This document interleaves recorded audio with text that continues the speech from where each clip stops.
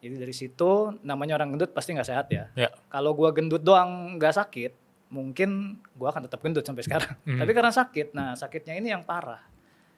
Dari yang pertama adalah asam urat. Yang kedua adalah penyakit saraf. Penyakit saraf ini sebenarnya dari gua kecil itu udah foreshadowing. Karena satu mata gua yang kiri ini udah cacat dari kecil. Gigi gua pun rapuh dari kecil. Jadi makanan tinggi karbohidrat di gua, efeknya yang paling terketara waktu kecil itu adalah ya efek ke area muka gua ini. Tentu saja gigi lemah main hoki ya, keputusan yang agak bodoh juga ya, cuman itu different story lah.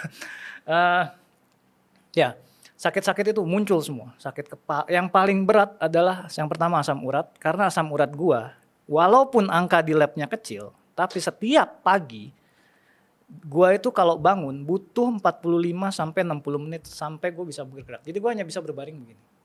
Gua nggak bisa menggerakkan semua sendi gua. Jadi kayak mobil di starter tuh kayak akinya pelan banget gitu. Itu satu. Kedua, saraf. Saraf gua hampir setiap hari sakit kepala. Pernah sakit gigi kan? Kalau sakit gigi kan yang di sini kena akar parah, kadang sakitnya sampai sini kan. Nah itu. Cuman ini giginya nggak sakit. Sakit di sini terus. Sampai titik terparahnya, Panadol itu gua nggak mempan. Gua tiap hari hanya untuk bisa berfungsi harus minum Ponstan 4 sampai 5 butir setiap hari. Jadi mulailah panik kan, mulai panik ya kita berobat lah. Kita berobat ke sana sini. Kebetulan istri gua juga penderita GERD dan hipertensi parah sejak remaja. Jadi kita berdua waktu itu belum suami istri, masih pacaran. Nah, kita berdua pacarannya jadi akhirnya setelah kita berdua menggemuk itu pacarannya ke rumah sakit atau ke dokter.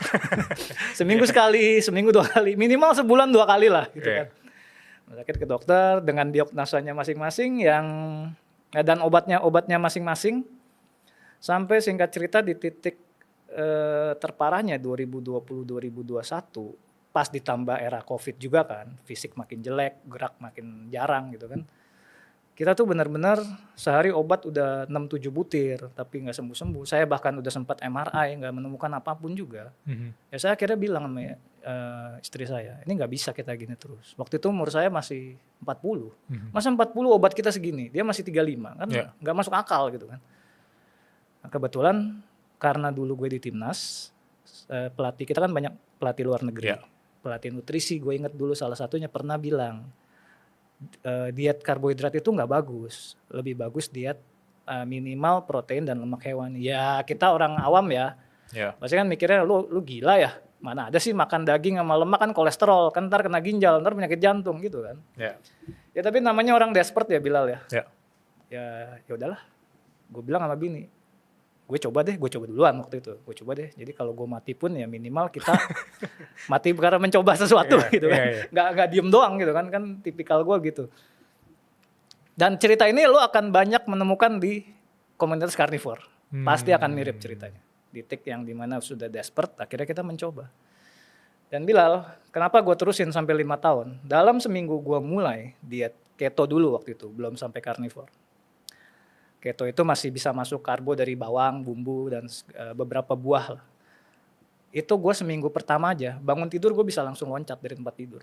Itu bini gue sampai, lu yang bener lu, jangan bercanda gitu kan. Karena kan biasanya dia yang mijitin tiap pagi kan, ya dia stres juga lah, maksud gue kesian juga gitu. Sampai gue pernah ada titik di mana gue bilang, udah deh kayaknya kalau gue kenapa-napa lu cari laki baru deh gitu kan. Ya tentu saja pekerjaan semua terganggu juga kan. Akibat ya karena gue bangun itu segar, ya gue terusin. Sampai 2 bulan, 3 bulan, 6 bulan berat turun dengan cepat kan. Ya namanya wanita ya. Kadang lebih nggak peduli, mungkin dia sakit GERD, mungkin nggak peduli ya. Lebih peduli ngeliat, berat babynya turun cepet nih. Gue coba juga terus ngeliat makanannya enak-enak kan. Makanannya kan paha ayam berlemak. Lo kalau makan dada ayam kan seret kan, kalau paha ayam kan.